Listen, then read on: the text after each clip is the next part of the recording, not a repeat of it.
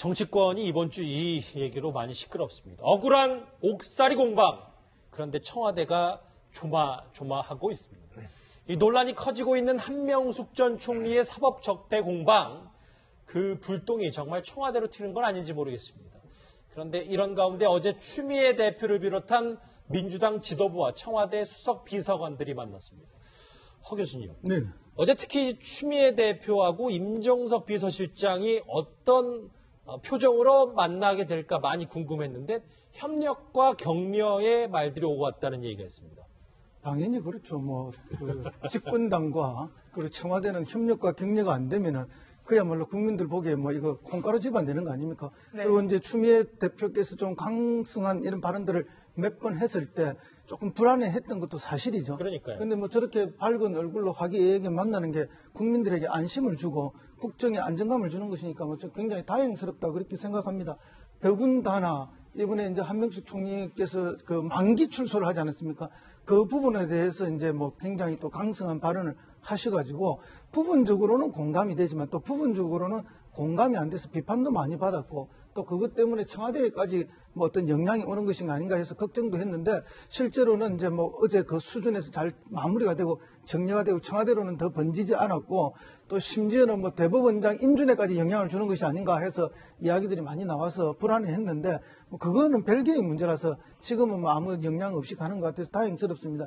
결국은 청와대 핵심 참모들과 그다음에 여당의 핵심 지도부는 자주 만나야 됩니다. 그래서 자주 소통하고 일체화된 모습을 보여줄 때 국민들로부터 안정감을 얻을 수 있다 그렇게 봅니다. 네, 저는 사실 어제 만찬에서 한명숙 총리 얘기가 당연히 나왔을 거라고 생각을 하는데 저희 기자들이 이제 물어봤는데 전혀 없었다. 오히려 그 취임 100일 축하하거나 자리가 꽤 훈훈했다 이런 얘기만 하시더라고요. 그러니까 이제 추미애 대표가 야권의 이 백기사 아닌가 얘기가 나올 정도로 이제 한명숙 대표가 출소한 날 이해찬 전 총리를 비롯해서 여권 핵심 인사들이 다 모였고 그다음에 추미애 대표가 이거야말로 사법 적폐의 상징적인 사건이었다라고 규정하고 나아가서 민주당 홈피 표면에 나는 이렇게 살아오지 않았습니다까지 나오기 때문에 이게 굉장한 논란이 됐습니다. 그러면 문재인 대통령이 말하는 사법개혁이라는 것이 과거 우리가 억울하게 당했으니까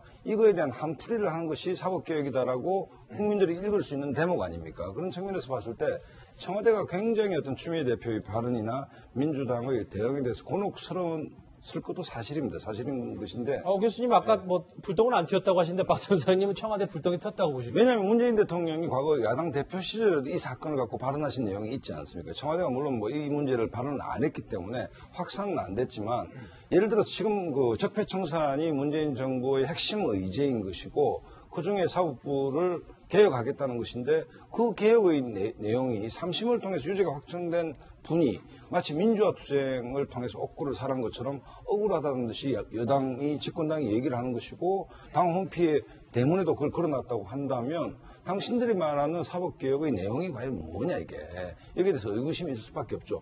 이 얘기는 뭔가 하면 사법개혁에 대한 동력, 국민적 동일한 동력을 급격히 떨어뜨리지 않겠습니까? 그런 측면에서 굉장히 악재였고 근데 이 악재를 지금까지 보면 추미애 대표가 대표적으로 제공하고 있다. 이런 측면에서 당정 간의 엇박자를 넘어서서 뭔가 좀 기류가 이상한 거 아닌가 하는 우려가 있죠. 우려가 있는데 밥 한 번 드셨다고 이 우려가 불식될 것인지는 좀 지켜봐야 될 것 같아요. 사실은 이제 표면에는 이 문제가 있지만 내면에는 저는 또 다른 문제도 있다고 생각합니다.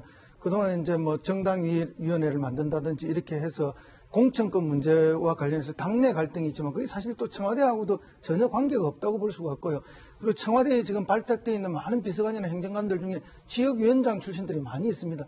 이것과 관련해서 당내에서 이것을 사고당부로 해서 다시 새로운 위원장을 임명하게 되면 또 다른 갈등이 생기게 되거든요. 이제 이런 모든 문제들에 대해서 어느 정도 제가 볼 때는 잘 마무리가 된 것이 아닌가. 그래서 이렇게 훈훈한 자리가 만들어지고 당정 일체의 모습을 보여줬다고 생각합니다. 이 계속되는 여러 가지 사법 적폐 여야 간의 논란에 야당 내에서는 오늘도 불편한 기색을 내비쳤습니다. 그 목소리 한번 들어보시죠. 청와대 여당은 자기 생각에 맞추어서 남의 생각을 뜯어 고치려는 프로크루테스의 침대 논리로 사법부를 흔들어서는 안 됩니다. 민주당이 이런 주장을 계속하면서 국정조사를 요구하지 않으면 바른정당이라도 국정조사를 요구할 준비가 되어 있습니다. 이 얘기를 좀 해볼게요. 추미애 대표에 대해서 여러 관계자들, 뭐 청와대 직접적인 관계자는 아닙니다만 추미애 대표가 안 해도 될 말을 해서 논란을 키웠다 이런 말까지 나온 것으로 알고 있습니다. 그러니까 결국 이제 이 발언 그 한명숙 전 총리에 대한 발언이 보면 결국 지금 김명수 대법원장 임명 인준 동의안이 남아있지 않습니까? 근데 여기서 국민의당이 만약에 반대로 돌아설 경우는 인준이 안 됩니다. 네. 지금 구조가 그렇게 돼 있어요. 네. 근데 문제는 지금 한명숙 전 총리에 관련해서 추미애 대표 발언을 두고 지금 국민의당이 조금 보셨지만 박주선 비대위원장을 비롯해서 지금 다시 논의를 하자는 이야기가 있거든요. 이게 왜 그러냐면 결국은 국민의당 입장을 봤을 때도 만약에 예를 들어서 지금 악법도 법이다, 지금 사법 적폐다 이런 식으로 이야기한다면 앞으로 문재인 정부가 지향하는 사법개혁의 방향은 뭐냐 도대체 그럼 뭐 우리 편 사람은 다 무죄로 하고 남의 편 사람은 유죄라 이런 게 사법개혁이냐 이렇게 생각할 수 있는 것이거든요. 그러니까 그런 측면에서 본다면 청와대 입장도 굉장히 애매할 수밖에 없죠. 왜냐하면 청와대는 법을 집행해야 되는 그런 상황이지 않습니까? 그런 상황에서 지금 이 자체를 잘못 내렸다고 한다면 그럼 앞으로 이 그 문재인 정부 하에서 대법원이 박근혜 전 대통령에 대해서 만약 유죄를 내리면 그 유죄 나중에 박근혜 전 대통령 측이 이거는 문재인 정부에서 내린 거기 때문에 우리는 따를 수가 없다. 이거는 무죄다라고 주장한다면 그럼 그건 무슨 논리로 대항할 거냐 이거죠. 똑같은 논리. 사람은 다르지만 논리는 똑같지 않습니까? 이제 그런 면에 비춰봤을 때 청와대 입장에 봤을 때는 정당이 그것도 홈페이지 제일 전면에 내세워서 이거를 당에 공론화시킨다는 것 자체가 청와대 입장에는 굉장히 부담스러운 게 사실입니다. 청와대가 부담스러울 것이다. 그런데 이런 가능성은 없을까요? 이제 문 대통령도 한명숙 전 총리가 구속 수감됐을 때 이제 추징금도 모금하자 이렇게 좀 적극 나섰던 분이잖아요.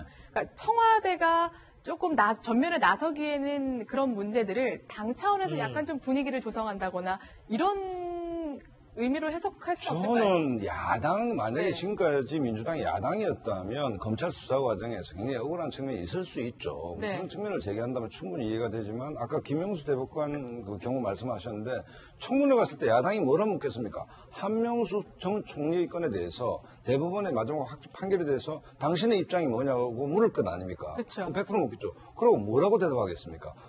대충 제가 예상하면 뭐 개별 사건에 대해서 대답하는 것은 적절치 않다 정도로 아마 후보자가 대답할 건데 이 문제는 집권하고 사법개혁을 핵심 의제로 걸고 있는 문재인 정부로서는 초대형 사실 악재입니다. 악재고 만약에 대법관 후보자가 그렇지 않아도 논란이 있는데 사법개혁을 보수 성향의 대법관을 진보 성향의 대법관으로 가는 것이 개혁이냐. 또 설사 그렇다 하더라도 이 한명숙 전 총리의 이 논란 때문에 만약에 국회 청문 통과가 안 된다면 그야말로 개혁 드라이브에 제동이 걸리는 것 아니겠습니까? 그만큼 정치적으로는 엄중한 악재인 것이고 이 문제에서 만약 청와대 관계자가 발언을 잘못했다가는 사법개혁 전체가 배가 산으로 가듯이 왜곡될 가능성이 있기 때문에 문재인 정부 핵심들도 이 문제를 잘 건드려야지 잘못하면 굉장히 큰 문제로 확산될 가능성도 있습니다. 아까 잠깐 저희 화면에 나왔던 것처럼 문재인 당시 이제 새정치민주연합 대표가 한명숙 전 총리 추징금 모금을 검토해봐라고 했다가 이 당내 반발로 좀 그게 안 됐었던 적이 있었는데 오늘 백 변호사님 이 검사 출신이잖아요. 금태섭 민주당 의원도 이 근거 없이 법원 판결을 비난하는 것은 대단히 잘못됐다 저런 얘기까지 했더라고요. 사실 이게 정상이죠. 그러니까 저는 이제 검찰에서 수사하는 과정에 대한 문제점을 지적한다면 그거는 그럴 수 있다고 생각을 해요. 근데 이게 1심, 2심 그리고 대법원에서 또 3억 원 부분은 대법관 전원일치의 의견으로 뇌물죄가 된다라고 판단을 했고요. 네. 근데 지금 그 판단한 그러면 대법관들이 전부 무언가 정권의 눈치를 보고 했다라는 그런 의미밖에 되지 않기 때문에 이런 발언은 사실 삼권분립 원칙에도 정면으로 반하고요. 지금 말씀하셨던 것처럼 사법개혁을 진행하는 과정에서도 암초로 작동할 수밖에 없는 거고 또 저는 그래요. 그러니까 추미애 대표가 정말 한명숙 전 총리에 관련된 재판이 정말 적폐고 잘못다고 생각하면 그럼 재심 신청해서 바로 잡아야죠. 이걸 왜 재심 신청도 하지 않고 그냥 막연하게 한 전 총리의 옥살이 자체가 억울했고 이건 재판도 다 잘못됐다라고 하는 게 이게 야당 대표도 아니고 집권 여당의 대표로서의 발언은 정말로 이거는 너무 부적절한 생각이 들고요. 앞으로 좀 이런 부분들이 계속 유지가 되면 사법개혁이라는 것 자체가 그럼 우리 쪽에 유리한 판결해줄 사람 찾는 거 아니야? 이렇게밖에 보일 수가 없어요. 그러니까 청와대 입장에서 과거에 문재인 대통령이 야당 대표 시절에 이런 발언을 하셨더라도 지금은 절대 이런 생각을 하고 계시지 않을 거라는 생각이 드네요. 알겠습니다. 네. 한명숙 전 총리의 여러 가지 폭풍 얘기까지 짚어봤습니다. 여러분은 지금 뉴스특급과 함께하고 계십니다.